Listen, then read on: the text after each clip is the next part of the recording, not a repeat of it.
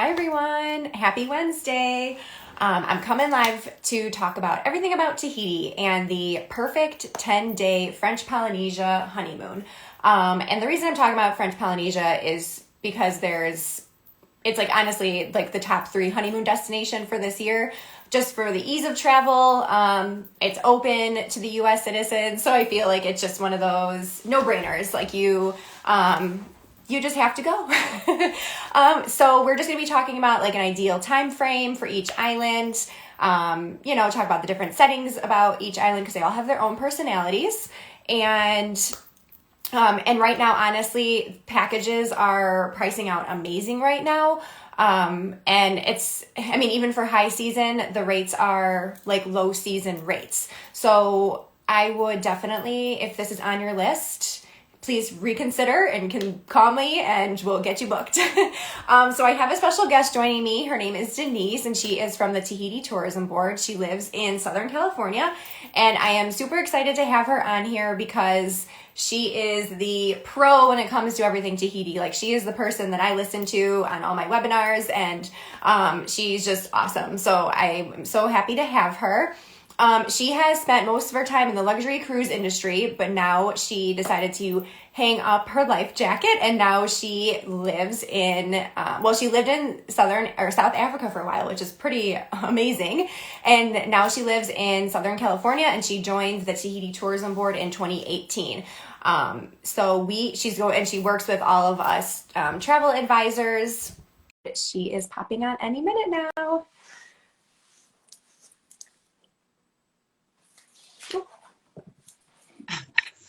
Hi. Hi. How are you? Can you hear me? Yeah, I can hear you perfect. Oh, great. Loving the Excellent. Yeah, weather. it's good to see you. Yeah, Oh you too. It's so beautiful. So how's it going? Yeah, it's going really well. Awesome. We are staying really busy. We have a lot of people who are interested right now in traveling to the islands of Tahiti, especially this coming summer, our summer. So Yeah. June, July, August. So it keeps us at the tourism board really busy. Yes. Oh, and I It's had a call last night with another client, and I'll be starting on her proposal this afternoon. So I'm super excited about that. I'm like, keep them oh my coming. God. Yeah, it does make a difference. I think people as well, travelers over the last year have had their bucket list kind of put on the back burner. People have gone camping, maybe worked on their backyards. I know we're working on our backyard and it's people still want to get out there and travel. They want to celebrate those milestones and celebrate their wedding, their honeymoon. Even if it's a year delayed, we're seeing this actually quite a bit. People Yes. are getting married this year and they're deferring their honeymoon to next spring, summer. We're Yes. seeing actually a lot, and they're taking advantage of these specials that are going on right now, Yeah. And it's booking the specials. So, pricing out amazing. So, yeah, and it's yeah, one of those, it's like, yeah, if you didn't splurge on your wedding, you might as well splurge on your honeymoon. that is so true. Yeah, I know those 10 idyllic days and those memories Yes. will carry through for the rest of your life. Yep. It's, For sure. I So we're know. going to walk you through basically like a perfect 10-day honeymoon itinerary. Obviously, if you could stay in longer, even better, but we'll get started. So obviously, we have to talk about current travel restrictions because of COVID, our favorite person. I know that the elephant in the room we can't ignore, Right. and we don't want to. We want to make sure that those safety protocols, everyone's abiding by them because it makes you feel comfortable when you're traveling. Knowing, for French Polynesia, the details may change, but actually, right now things are a little bit different. But we're going to talk about the future, like June, July, August, and we're looking at probably keeping these same safety protocols where travelers just need to get an RT-PCR test done right before boarding their flight, 3 days prior. That gives you time to find the location and get the results back. So you have to get tested, get the results back within 3 days prior of your international departure. So either from LA or San Francisco. And then this allows you to board that flight comfortably, knowing that everybody around you has already had that negative test. You have to have the result in your hands and you show it to the gate agent and also when you're checking in. So then you get on your flight. It's just that little 8-hour flight over to the islands of Tahiti. You land. They give you your lei flower. It's a flower lei when you arrive usually, and then usually when you're leaving, they give you a shell lei. So it's very traditional. Okay. So then you land in the islands. Maybe you overnight, or you hang out in Tahiti for a night or two, and then you move on to one of the other outer islands, Moorea, Bora Bora, wherever you're going. And on day 4, when you're in the islands, no matter what island you're on, what resort you're at, you have to do another RT-PCR test. So essentially, that's 7 days between that first one, Okay. 3 days prior, and 4 days in. So it's 1 week. You do another RT-PCR test. Actually, the government takes care of that one. You don't have to pay for it. It's just a packet that's handed to every single traveler when they disembark their plane in Papeete. Every traveler gets a little envelope, and inside of it is the nasal swab and very detailed instructions on what to do.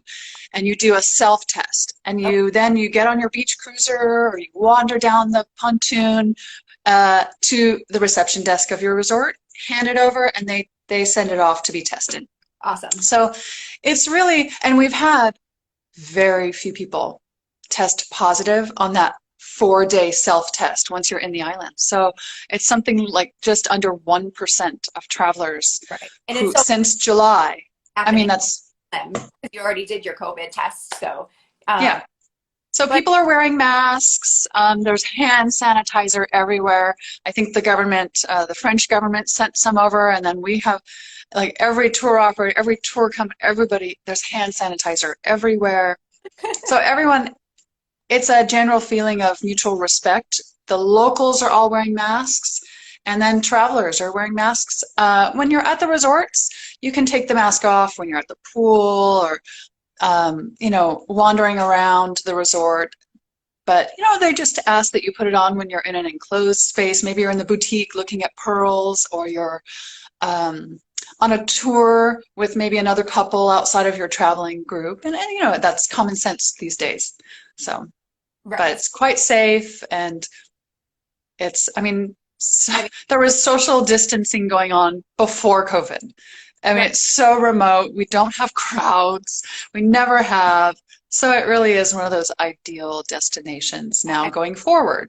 Right. And all those bungalows are, talk about bubble. Like, you can be away from everybody for the whole time. Yeah, it's true. And they're all separate. You're not walking down an enclosed corridor, indoors. All the hotels, even if you are, say, I'm thinking of Tahiti at one of the properties, actually several of the properties, where you walk down an outdoor corridor and you get to your room and you have a big veranda or something. But once you get out into, like, Moorea, Bora Bora, any other islands, you walk in the fresh air, open air, to get to your accommodations, whether it's a garden bungalow, a beach villa, or an overwater bungalow. And they're all separate, really far apart from each other. That's the perfect scenario for travel. I know, yeah. So with the test, though, it's a PCR test before, right? And not the rapid one? Not rapid, not home. Okay. It has to be an RT-PCR, actually. Oh, okay. Yeah, so it's quite specific. Okay. And over the last year, we've seen them become more and more available. In the beginning, it was challenging to get the right test. The results had to specifically say RT-PCR. So now the RT-PCR test is readily available in many, many, many places across the country. So yeah, that's great. That's awesome. Yeah. Easy. Yeah. So once, okay, so I think we're covered with COVID, because I think that was the biggest thing, is just getting the test to go there, and then retesting again, and then again testing before you come back to the U.S. So unfortunately, it is 3 COVID tests as of right now. Yeah. Yeah. That last one, I know you would have to get the test because it's either at the airport in Papeete and on the islands of Moorea, right? Moorea and Bora Bora. There are clinics that are open specifically, and they do a quick turnaround. Okay. So as long as you have an appointment before 2 p.m., say your flight out is at 10:30 p.m., um, you just need to have that appointment in the morning, I'd say noon or so, if you're doing one of those clinics in Bora Bora, excuse me, hopefully Bora Bora one day. We're working on that. But on Moorea, there's one, and then there are a few on Tahiti. We Okay. do have a kiosk that was built. I don't want to say kiosk. It's sort of like a temporary structure that was just built Okay. for testing at the airport. It has limited hours. Most of the flights out from Papeete to LA or San Francisco depart very late at night, Right. 10:30 p.m. or so, close to midnight. And the testing facility was only open from noon to 4 p.m. So it was quite restrictive. They've now said that they are staying open until about 9 p.m., 9:30. Oh, So we're waiting for that documentation in writing. But it looks good that at least it'll awesome. stay open through that check-in window. The Okay. final, where you need to be at the airport up at 90 minute, a certain amount of time. So they're going to stay open up until that time, That's which is perfect. good. My Yeah. partner's going in July and they're ending in Bora Bora, and their flight to Bora Bora wasn't until 6. So I was going to change it, but now that looks like I might not have to. Yep, it's true. We Awesome. just found this out on Monday. So we're waiting for it to be set in stone and in writing, but it looks good that they're going to have those extended hours on the days that there are departures. Awesome. That's super. Yeah. All right. So I think that's everything about that we need to know about COVID. So we'll get at the fun stuff. Yeah. So the first, typically, whenever you will fly into Papeete, which is on the island of Tahiti itself.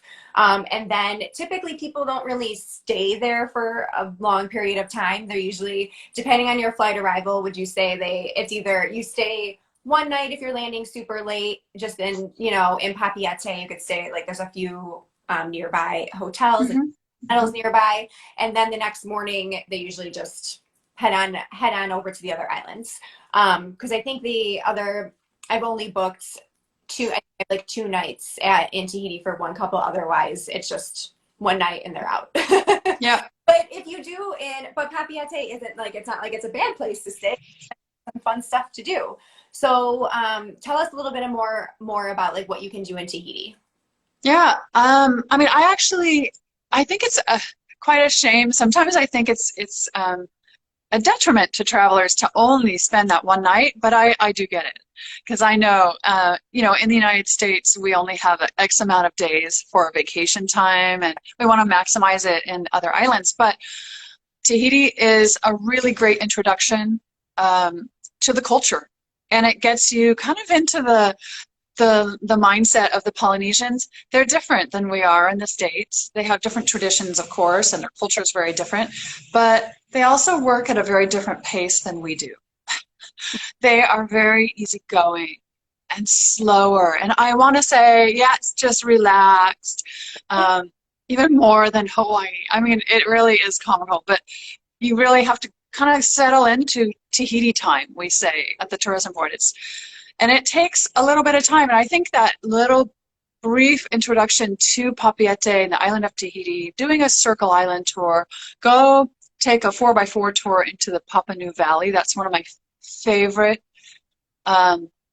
favorite experiences. And when I work with travel advisors, I encourage people to get over there.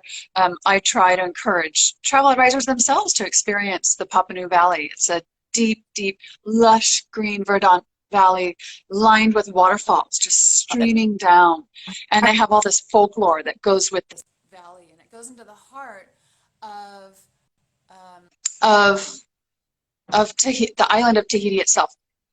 If you don't have that time, it's understandable.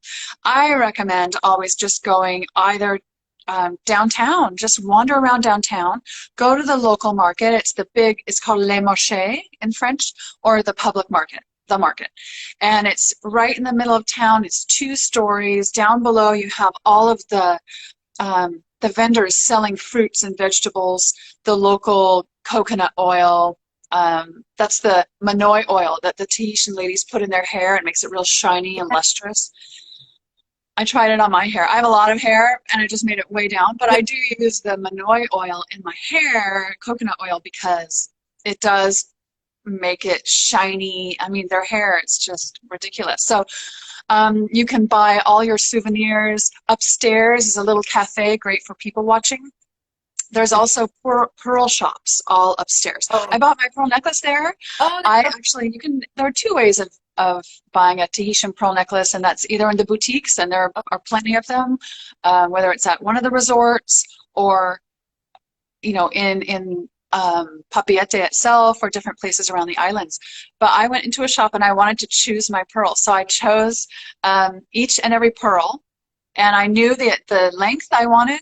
And so and I chose the kind of string. I wanted it knots in between all of the pearls. So in case I broke it, I wouldn't have pearls flying everywhere. So it's really quite a hands-on experience, but most travelers just like to choose usually a single pendant pearl or have their own, it's easier just to go in and go to a boutique. But that's in downtown Papeete. The market is fabulous. It has tons of locals there shopping for their daily staples, and then tourists looking for maybe a straw bag or like souvenirs you want to bring home. A t-shirt. Maybe I brought my husband a t-shirt, the Hinano beer t-shirt, and my little nieces and nephews, and then of course you buy pearl stud earrings for your girlfriends or your mom or something. But or a fun beach. that's a really great place to visit the market. Yeah, that's fun. And then I know if you are staying, like, so if some people will do it, either stay in the beginning or stay in the end. So if you do stay in the end, or even if you have a late night flight out and you get there early, you can drop off your luggage at the locker in the airport. Yeah. And then go check out the market and then also roulettes, the food truck area, so you can actually like kind of enjoy your last few hours, outside. It's true.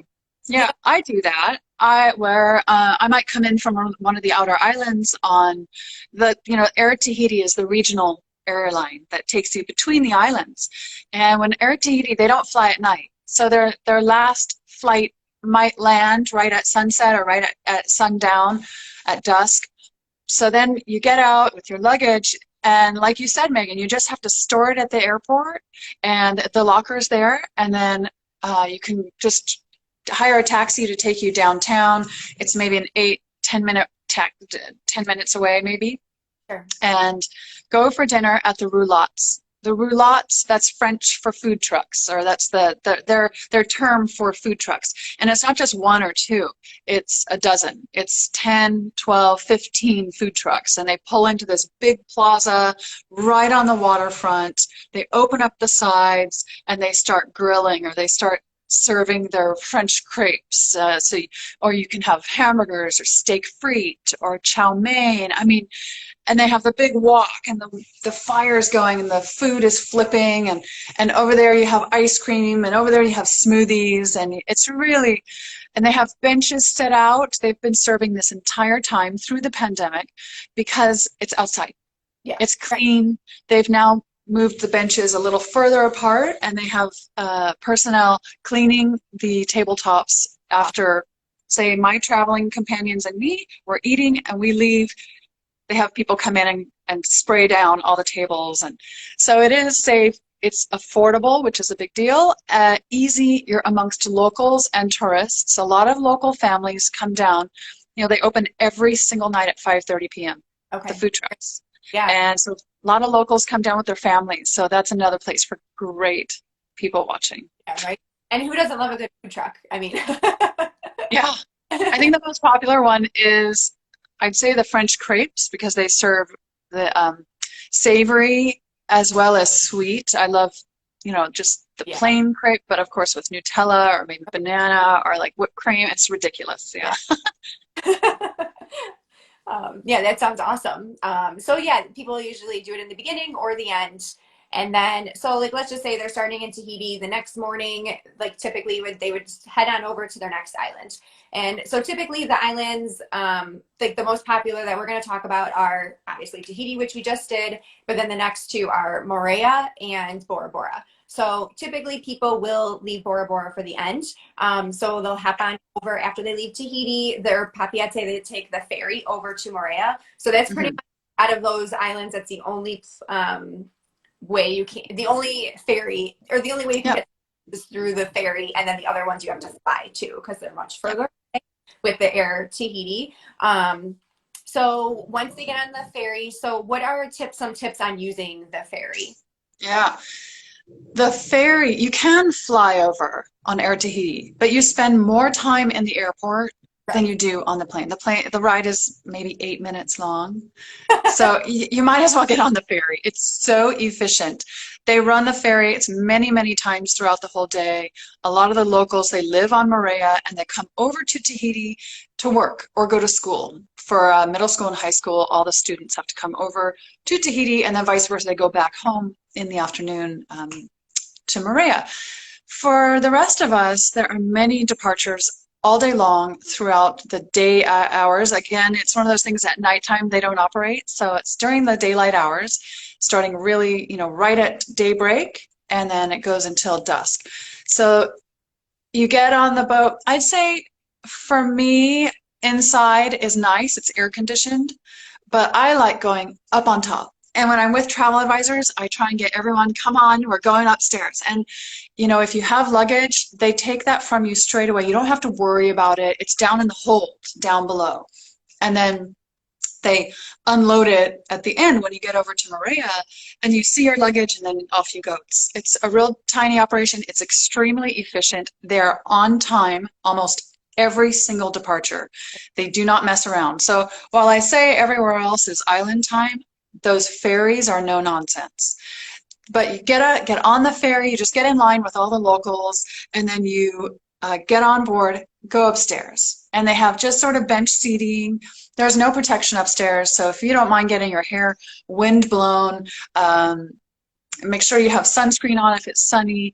It's just a nice experience, and to have the fresh air, go up there. As you approach Moorea and you get closer and you pull away from Papiete behind you, you start to see how green it is, how mountainous and hilly Moorea is itself.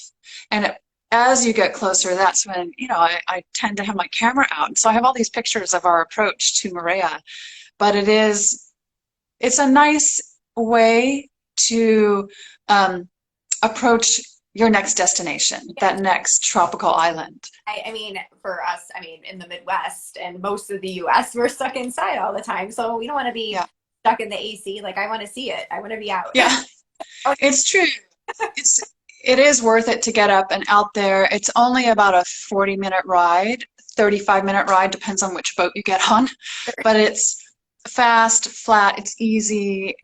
It's a small little channel that goes over between Tahiti and Moorea. So then you get over there, it docks, you can see all the locals down there, the transfer companies, the hotel buses, and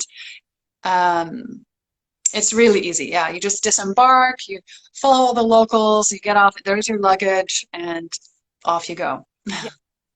And then, so the reason we always say like to start in Moorea is because, I mean, you can do all, I feel like there's more land activities there than there are Bora Bora. So when you go to Moorea, that's where you can get, I would say, do more of your, like more of the activity, and then you can just like really chill and do a few things in Bora Bora. Yeah. So when you get to Moorea, there's only 3 resorts there, right? I think there's Mm-hmm. so Mm-hmm. 3, and then Yeah. so we won't get into too much detail on those, but so we'll talk really about the activities. Now, what are like some of the go-to activities there? And On Moorea, I would say the 4x4, it would be the 4x4 tour. That is a really nice introduction. It touches on the major sites in Moorea. You can do it in anywhere from like 2.5, 3.5 hours. okay, There are some companies that offer a more extended version that go around more of the island, but you can do a half-day tour easily. 3.5 hours, and you'll visit a pineapple farm. The farmer will come and take a pineapple right there, slice it open, and you're eating a pineapple so fresh, straight from the farm. awesome. You'll often go to a juice factory where you can buy pineapple preserves or maybe some honey or It'll take you up to several lookout points, these beautiful, iconic lookout points of the mountainous terrain on Moorea. So that's really the most popular one. I'd say it's the 4x4 tour of Moorea. Right. And then Yeah. obviously there are lagoon tours, like lots of water activities. So for the lagoon tour, I know you can swim with what is it? It's the black tip sharks, right? hmm And hmm they'll take you over to Cocoa Bay, or is it? Coco Island, yeah, yeah. So it's a lagoon tour. They'll give you a little bit of history, and then when you see a destination, and I say this because I do have a cruise background. I worked, nearly 20 years for a luxury cruise line, and when you see a location by the water, it is very different than, the first time I did a tour around New York City, around Manhattan. It's kind of like that Circle Island tour. Uh, it was such a different experience than being in the thick of New York City. Then you see it from the waterfront. It's the same with Yeah, Moorea. When you're on Moorea and you're doing the 4x4 tour, it's wonderful. You're in the mountains, you're going through, it's exciting and bumpy and fun, and you're laughing. But when you're on the water, it's calm, it's relaxing. You see it a little bit differently. Maybe the clouds are around the top of the spires of the mountains, or maybe you'll have a little burst of rain. I had pouring rain and then it just went away. So you experience it differently from the water. So you'll pull up to different sites, depending on the tour company, where they drop anchor and you jump in the water and you go swimming with the blacktip sharks and the stingrays. And we don't feed them. They're not allowed, the tour company, we don't feed them, but they just come around. They're curious. They're like little puppy dogs, though. Those blacktip sharks want no part of us humans. They're just curious. They're just checking us out. And I'm really comfortable in the water, but some are not, and it's still so easy. Usually get a mask and a snorkel and some fins, and you can just swim around, and then you can jump back in the boat, and they might stop off at a destination. You mentioned Coco Island. It's a wonderful opportunity for lunch. Fresh grilled fish or chicken or steak right on this little tiny island. It's called Coco Island, kind of the northwest corner of Moorea. So it's always a nice addition for your tour to go there. Romantic too. Yeah. And then, so the one thing that you had mentioned, I remember on our call, was a big tip was if for like the seasonal July through October, you can snorkel with the humpback whales, and so the mother and the baby, right? Yes. Oh my. So this would be July through, end of October, early November. It seems to be shifting a little bit, but for the most part, the end of October through the end of October, you have the mother humpback whales, and they're there, they're relaxed. Their babies are learning to adapt in the protected waters around Moorea and Tahiti. So kind of the north coast of Moorea. So you'll take a tour going out and you can snorkel with them. You do the companies have to stay a certain distance away, but they really try and get snorkelers in the water so that you're just kind of floating there with your mask and snorkel, and you know that she's nearby, and then all of a sudden, I've never experienced it, not yet, but so that's an option. So July, for those who are traveling July through October, that's a really special experience. Sure, I know. I mean, you can't do that anywhere, No. Yeah. Other than that, I think, so one thing I do recommend is like if you are cost conscious, like most people will save the overwater bungalow for Bora Bora. So then in Moorea, they'll do more of like a garden bungalow, which is your own little private bungalow with your own, some of a private, like I know at the Hilton, you can do a private pool, which is pretty amazing, or you can do a beach bungalow. So and they're a little bit less expensive than doing an overwater bungalow, so it's Definitely. That's why we always say leave Bora Bora for last. So if you aren't doing your overwater bungalow, then you can hop on over and leave the best for last.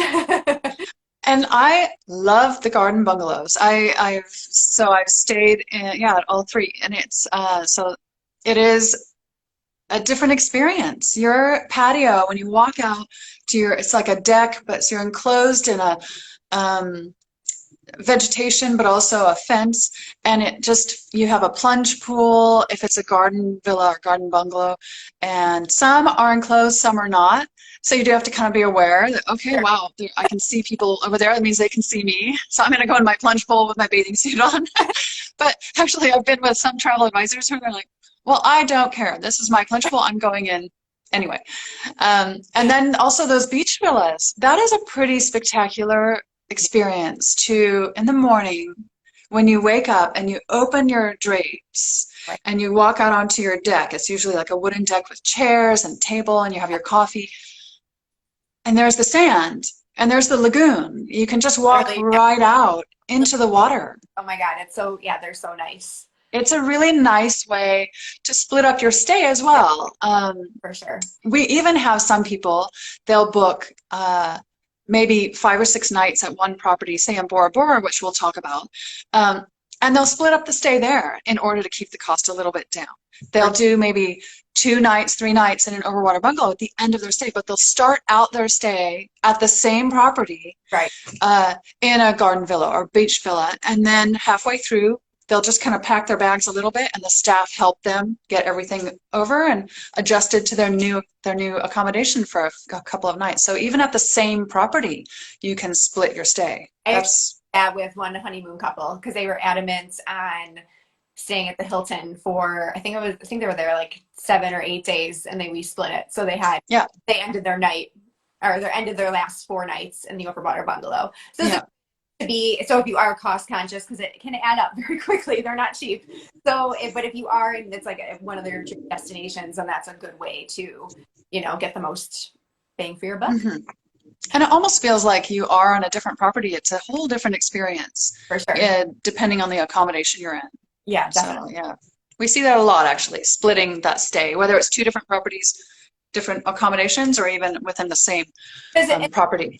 like they're on, so like Moorea, like if you were to split your stay between like the Sofitel and Hilton, they're in completely different parts of the island too. So like the Sofitel looks out at Tahiti, so you can see the lights at night. Yeah. And you're closer to the ferry too. hmm And then if you go a little bit hmm further down, it's like the Hilton's in between the two lagoons. So it's like Yep, it's a completely different experience. So even if you did want to it do it, is.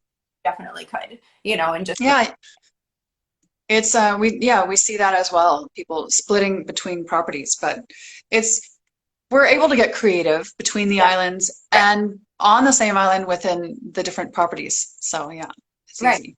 They're also different. Yeah, they are. So the last stop would be Bora Bora. So you'd start in Tahiti, head over to Moorea, and then you would fly from Moorea to Bora Bora because you can't take Mhm. a ferry there. So when you get to Moorea, or I'm sorry, when you get to Bora Bora, all of the resorts are on like their own little island. What do you call them? Like inlets or Motu. motu, Motu. Yeah. like, It's like an islet. You're right, though. It's the Tahitian word for islet, oh, like a okay. little tiny island. So they have to take a boat to I would say more all of them but one, right? You have to go, Yep, almost all. Almost, yeah. so you have to take a boat from the airport to your hmm so it's definitely a different experience because you're truly on an island. Like Yeah, it's true. Yeah, you're met by your property's boat. They have their own vessels, and they will meet you there at the airport and take your luggage, give you that big, beautiful lei, and welcome you right there. And then they whisk you across all those colors of blue in the lagoon, across the water to their property. If you are staying there's one main property on the main island of Bora Bora, and they also have a boat and can accommodate. The airport itself actually runs a complimentary shuttle into the main little village of Vaitape.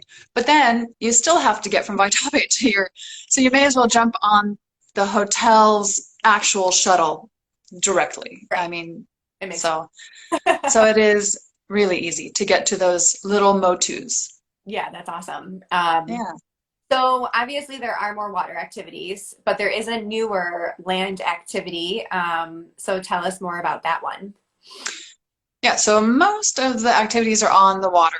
They're focused on the water, but there we do have an ATV tour on the island of, well, we have one on Moorea as well, but we have one on Bora Bora also, and that will take you up into the mountains, kind of a staggered approach where you're up in the mountains and you come down to the paved road.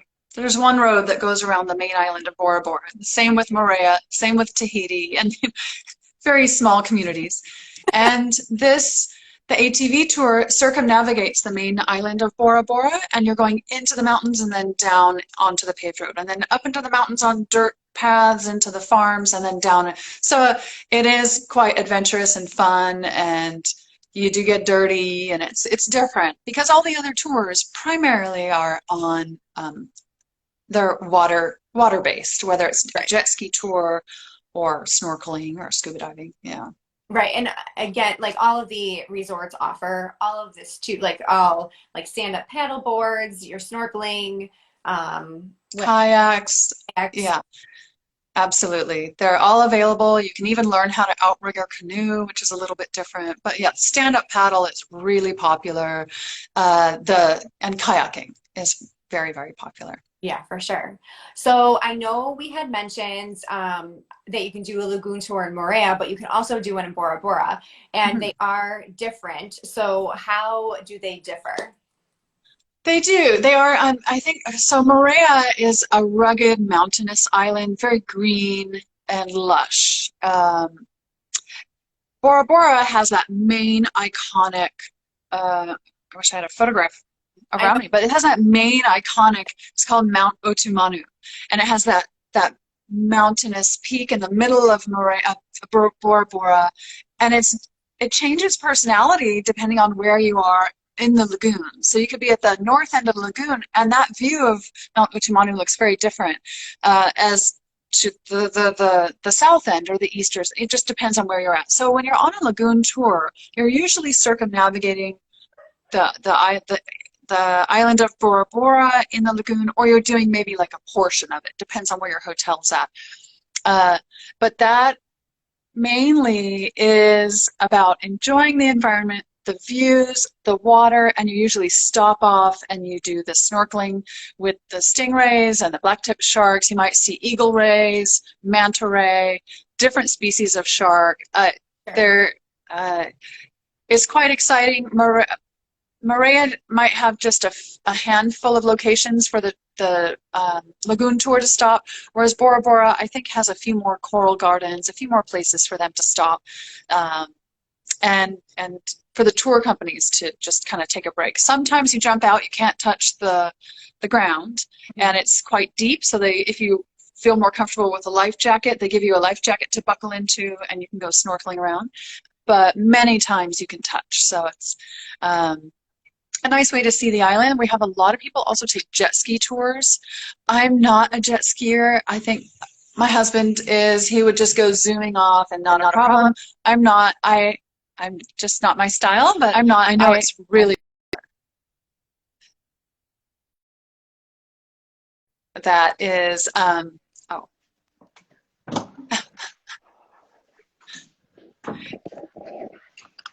I'm not sure where Megan went, but I think I'm gonna continue talking.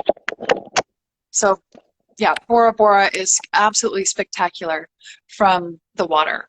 It is really special. You want to make sure you have your sunglasses, sunscreen. The weather might change. It could be blue, blue, blue skies. And then you see a little cloud on the horizon that grows a little bit bigger and bigger and bigger. And you might get like a 12-minute or 20-minute shower, and then it continues on, and then it's blue sky. I don't even know where the cloud went. It's like Hawaii. We do have those tropical showers. And so that hat is protecting you from the sun, but it's also protecting you from maybe if you're outside and you have a little bit of a rain shower that blasts through for 10 minutes. You get wet, but it doesn't matter because Right, those are always fun. yeah, and you're going to dry off because soon enough it's going to be hot and sunny again, really hot. Yeah, right, of course. So since all the resorts are on different motus, I know I always get this question, like, how can you go to the other resorts in Bora Bora? So I know we had talked about this before, and you can, but it's quite expensive to take, the boat transfers from each resort to the other resorts. Um, Yeah. because, I mean, I feel like the best option would to be, I mean, but I know, well, let me back up.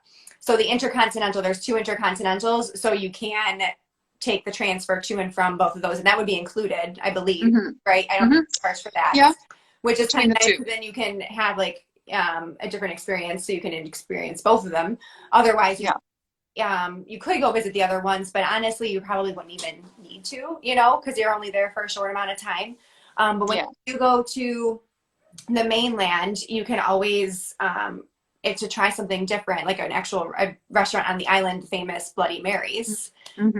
And so we had talked about making a reservation in advance before you go, just obviously with COVID. Yeah. And then so you do have to pay for your transfer from the resort to the, Bloody Marys. yeah. Yeah. And then from there you take like a short taxi, and then you Yeah. hang out there for a little bit for either lunch or dinner, and then they do shuttle you back to the port for complimentary, right, from the restaurant. Yes. And then from Yeah. there you would have to take the boat back Yep. or resort. It is. They try and make it easy for you at Bloody Marys, but otherwise taxis are readily available. You know, it's uh you just have to it's about $30 to go, 20, 30 minutes or so, 20 minutes. But sometimes if you want to experience Bloody Marys or you want to go to, there's another place that's quite well known with the locals. And so whenever I go there with my colleagues in Tahiti, and I'm on Bora Bora with my Tahitian colleagues, they want to go to a very specific place. It's called Fare Manuia or Lucky House, sorry, Lucky House. And it's pizza. And Oh, it's just pizza. But it is so good. And it's all in these big pizza ovens, oh, and then you start to see a few tourists there, but it's almost all locals. oh, And it's before COVID it was very crowded and we would have to make reservations. Now they've probably adjusted, for occupancy, making sure it's safe. It's all outside anyway. But those are those experiences that you right. want when you're on vacation is yes, oh my gosh, the food on the resorts is amazing. But you also want a local experience and to go around the little village of Vaitape. Yeah, Yeah, those are fun too. for sure. That's awesome. Um, Yeah. and that's a good one. I'm gonna have to add that one to my for my clients' itinerary. Let them know. I'm always looking for new tips to give my clients. So I think that's pretty much wrapped it up with Bora Bora, right? Do you have anything you want to add for Bora Bora? Um, I mean, I think in Bora Bora, a lot of people go there to relax. It is a destination that is iconic. You, this is the location you want to do your overwater bungalow, at least 2, 3 nights. Um, Go to a Polynesian show. Oh, yes. It's worth it. Usually the resorts offer them twice a week. It depends. So it really accommodates those of you who are there for 3, 4 nights. You're going to hit it one of the nights that they're doing a Polynesian show. Right. It's really worth it. Try the local cuisine. Yeah. Try the poisson cru. Poisson cru is the national dish of Tahiti. This is raw. It's cubed raw fish that's been basically marinated in fresh lime juice that they squeeze over it, let it soak, and then they drizzle it with coconut milk and then serve it with julienne vegetables. Yeah. The Tahitians have it for breakfast, lunch, and dinner, Wow. but for me, I like it nice and chilled for lunch and dinner. But try the local cuisine; it's worth it. And then I think the most iconic experience on the island of Bora Bora is to do a lagoon tour with a motu picnic. Remember, motu means islet, a little island. So usually the tours will include that lunch, that motu picnic. That's really worth it.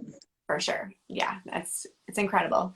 All right. So we went through the itinerary just to summarize. One Yeah. night you're Tahiti, either the beginning or the end. Four Hmm. nights in Moorea, either if you're cost conscious again, do a beach bungalow or a garden bungalow with your own pool, which they're amazing. Hmm. And then 4 nights in Bora Bora in your overwater bungalow.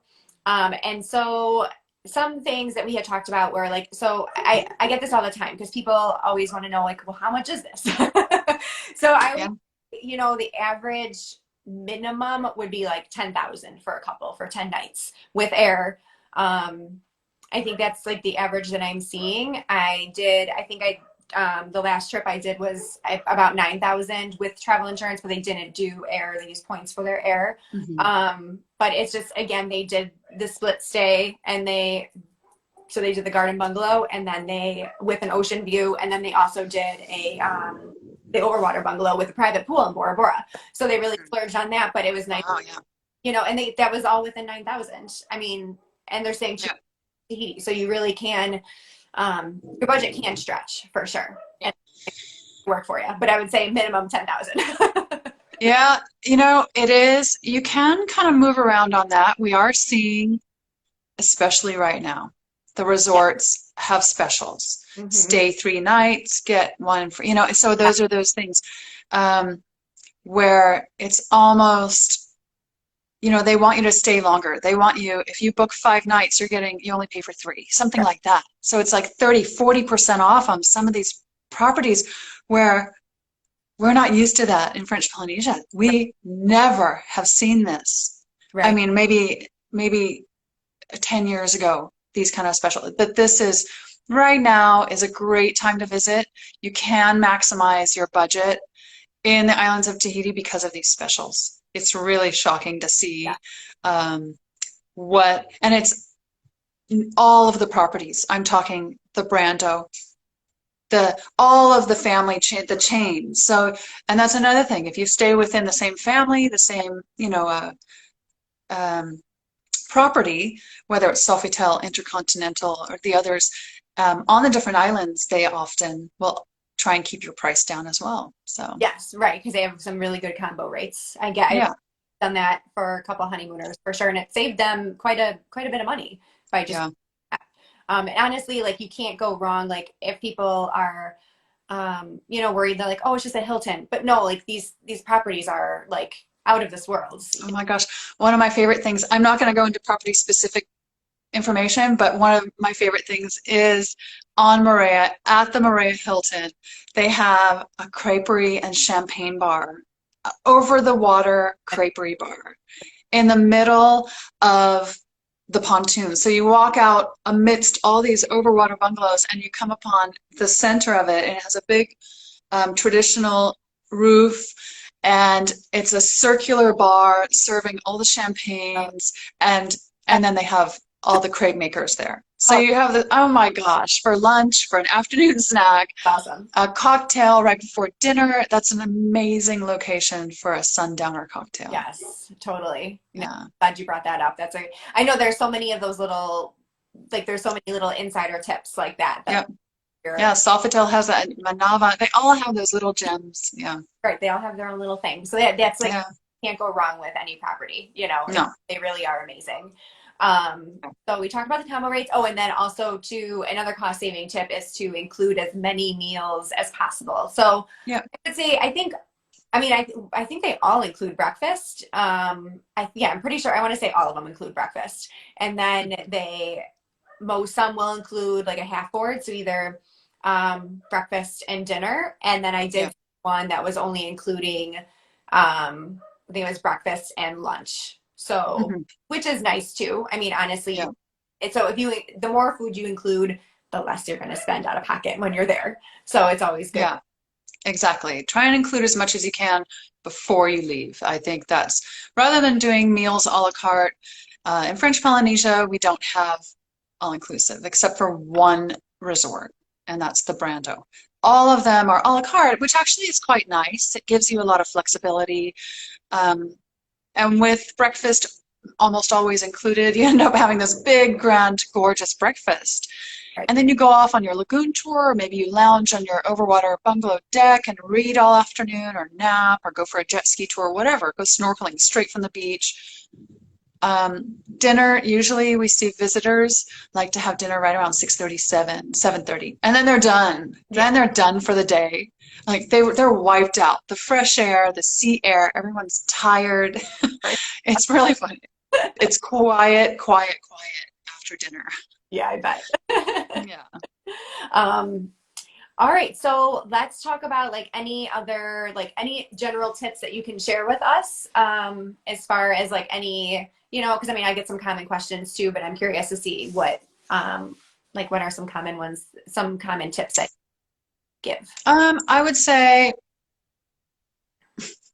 I have many of my colleagues, and I know a lot of travelers, they'll stop off at duty free Yeah. and pick up a bottle of wine before heading out to the islands because you're allowed to travel with, your just do your research, and Megan, you can help your Yeah. clients. But, I even have, I know a lot of people, they buy a bottle of vodka and bring it out, and then they have their own gin and tonic on their That's a good idea. garden bungalow deck, and it's quiet and peaceful, and then they go to dinner and they have their nice cocktails. But that's one tip. I would say make sure you do some sort of lagoon tour while you're in the islands. Um, Try whether it's Moorea, Bora Bora, but if you're on any of the other islands, do a lagoon tour. I think that's really a beautiful way to see a destination is Yeah. from the water standpoint, and get in the water. The water temperature is the same as the air. We have an average air temperature of about 82 degrees Fahrenheit. The water is identical. Sometimes it's so warm outside, it might be about 90, and the water is 82. You Wow. kind of wish it were a little Yeah. colder because you want to jump in and like feel refreshed, and you jump in and you're kind of like, oh, it's so warm. But mostly it is a treat to have that Yeah. really nice, clean, warm water. Yeah. Yeah, so I'd say make sure you do at least one lagoon tour. That's really important. Pick up some cash Yeah. Oh, before you head out. It's nice sometimes just to get a little coffee, or to just have a quick little, buy a little trinket with cash. They take credit cards everywhere, debit cards everywhere. That's not a problem. But just to have a little cash on hand, that's just one little insider tip.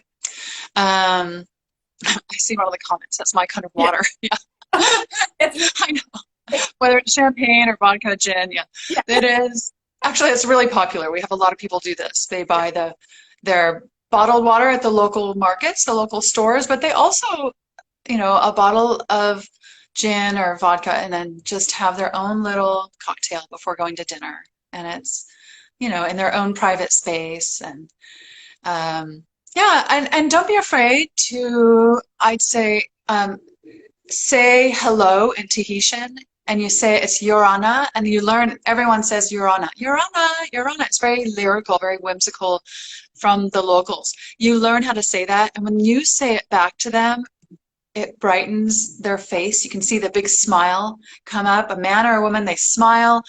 Don't be afraid to learn a few local words before you go, and they will hand over fist do whatever you add. They're really accommodating, kind, friendly people in Tahiti, and you just have to just say hello in Tahitian, and they will open their heart to you, and they'll tell you stories about their grandkids and about you know, their daily life. It's I love a it. nice way to complement your vacation. Yeah, I know. I honestly, everywhere I travel, I love meeting the locals there. I just Yeah. love the story, how they live. It's pretty amazing how the culture Mhm. is very, they're so different. Um, Yeah. but another I wanted to ask was, should people bring their own snorkeling gear? Mm. That's a really good question, especially now. I would say yes. Just Mhm. yes, if you have your own gear, just bring your own mask and snorkel. But you don't have to. Yeah, Every resort has them, and now they're hypersensitive to disinfecting everything.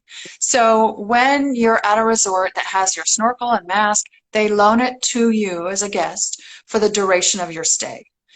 In the past, you would turn it back into the little pool kiosk, the snorkel gear. Now you keep it in your possession for the duration of your stay. yeah, That's the same with bicycles. Some properties loan beach cruisers to all their guests, and you could just you'd see a beach cruiser and you just pick it up and ride it to the restaurant and drop it off at the little bike racks. And then when you come back, you get back on some bike that's there and you ride it back to your overwater bungalow or your garden villa. Now they loan you, the bikes are loaned for the duration of your stay. So Oh, you have the same bike that's for your stay. You don't, because they just, for safety and sanitation reasons. hard. Yeah. Can't like keep control and having someone standing there wiping the bikes down all day. Yeah. Yeah. That would be nice. But no, Yeah, so it's nice.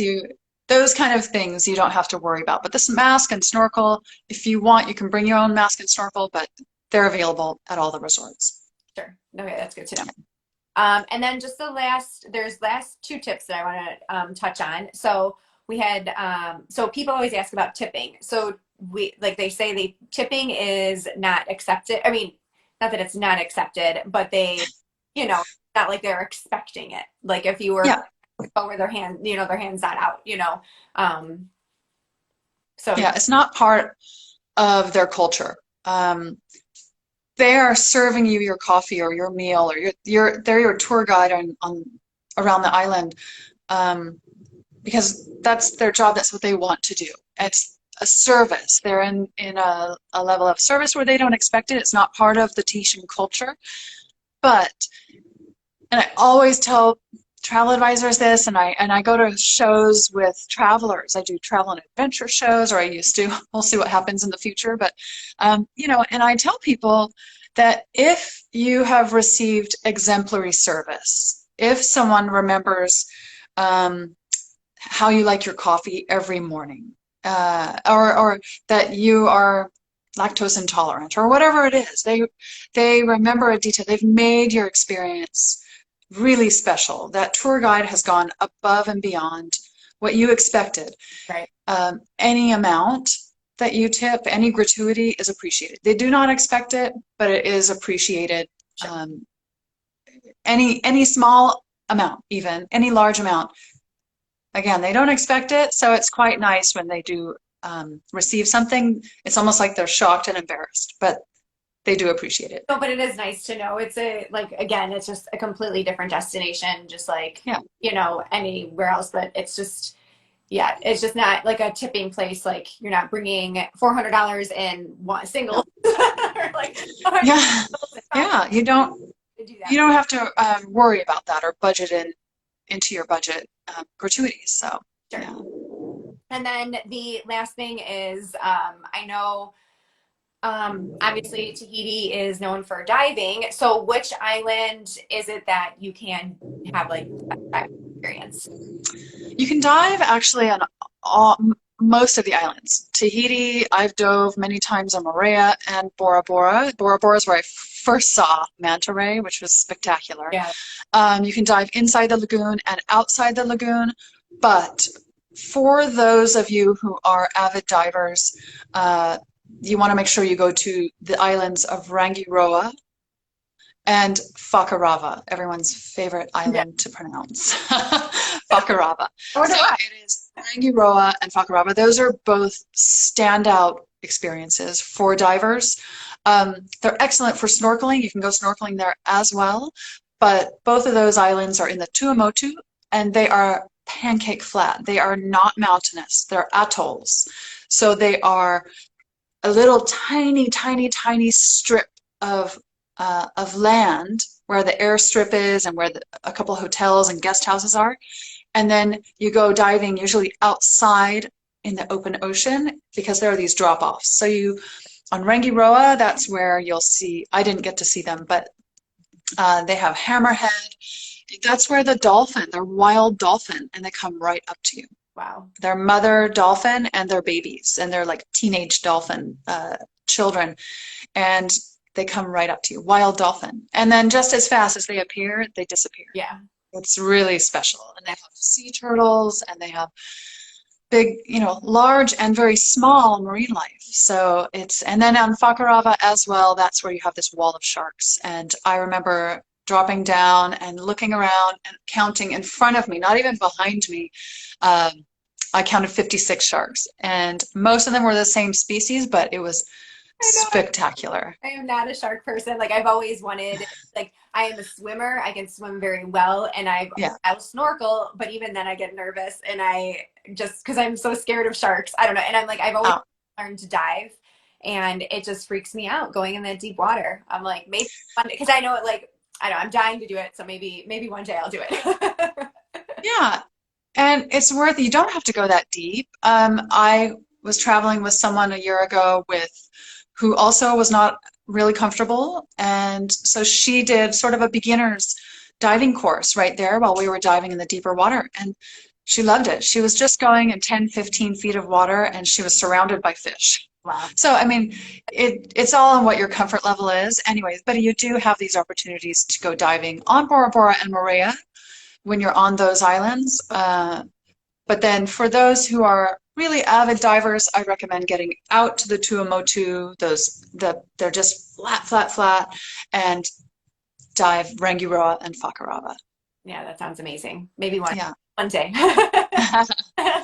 Someday. Yeah, someday I'll do it. So my last tip was to, it's just a little insider tip is, so if you have an overwater bungalow,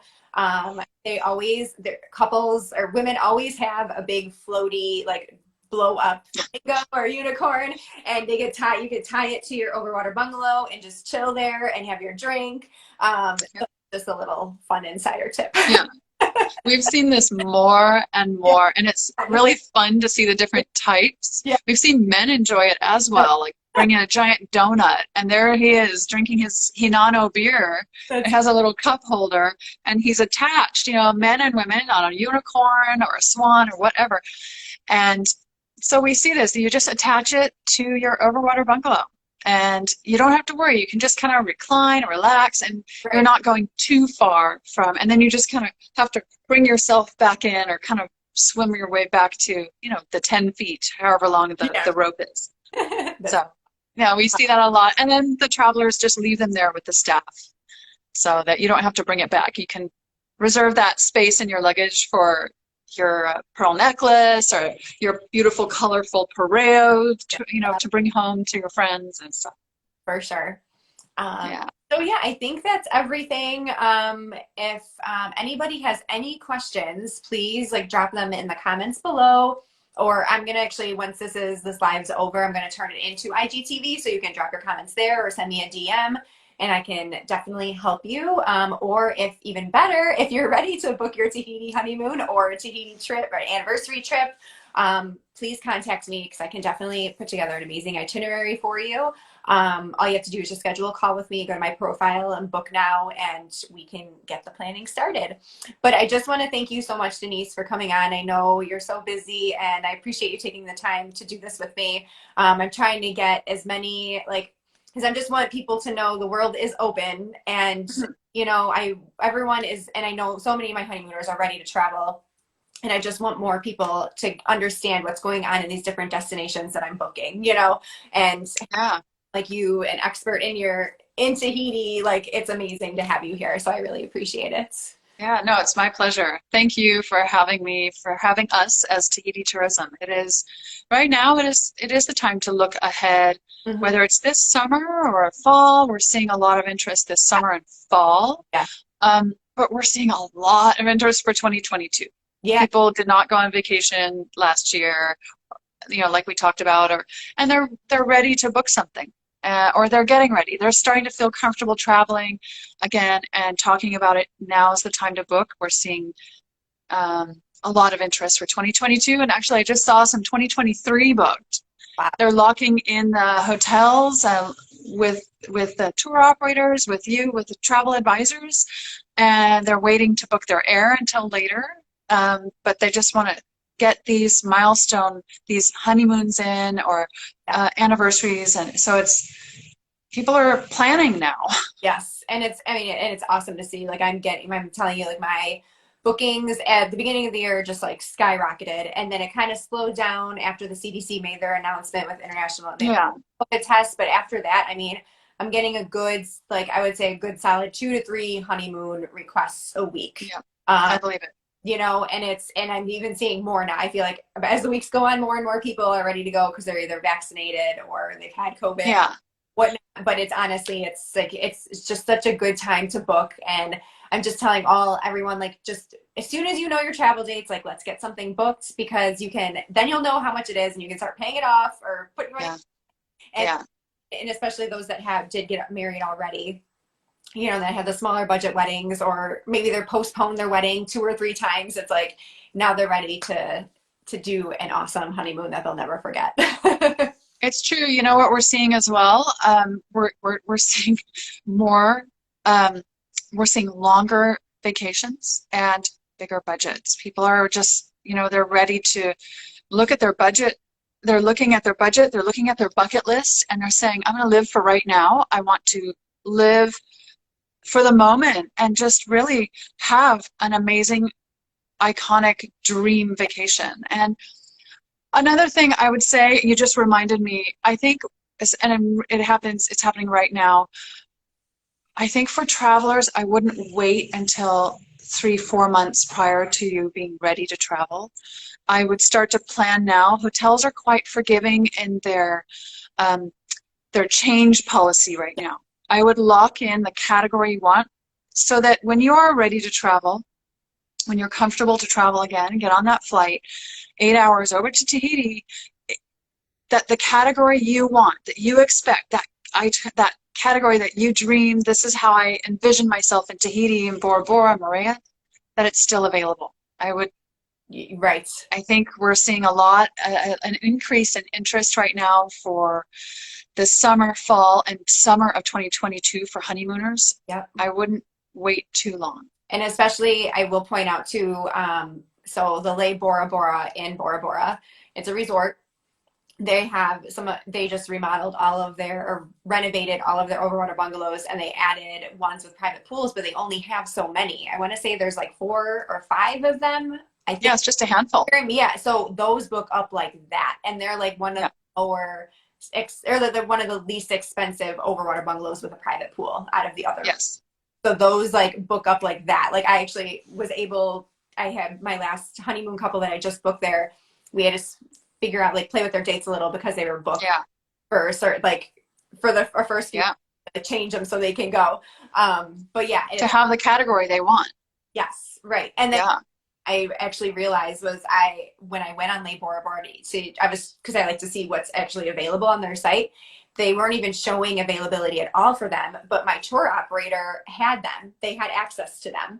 So, oh, wow. Okay. Yeah. So it was nice. So again, another reason why you should book with a travel advisor, because it's like because when I even emailed the resort to confirm, and they're like, oh yeah, the tour operator has them. I'm like, oh, okay. Mm-hmm. Yeah, that's good. Yeah. It's just good to know those things. And I think for you, Megan, staying on top of it, staying in touch with your tour operator and making sure that you know what's available for your clients. I think it's so important. Thank you for doing this, for always staying educated and making sure your clients have everything at their fingertips. Yes, exactly. Want to make it as easy as possible, because this is, honeymoon is supposed to be stress-free. So that's what I try to do with all my couples, is make it like, I give them a travel app with all their documents, like their whole itineraries on there. Yeah. It is as stress-free as can be because they have everything at their fingertips. Yeah. They can That's excellent. Definitely, it's all about easy, stress-free, relaxing, just enjoy time together after the stressful wedding planning. Yeah, now that's that time just to relax and not have too much structure. And that's everything that is structured, you've taken care of.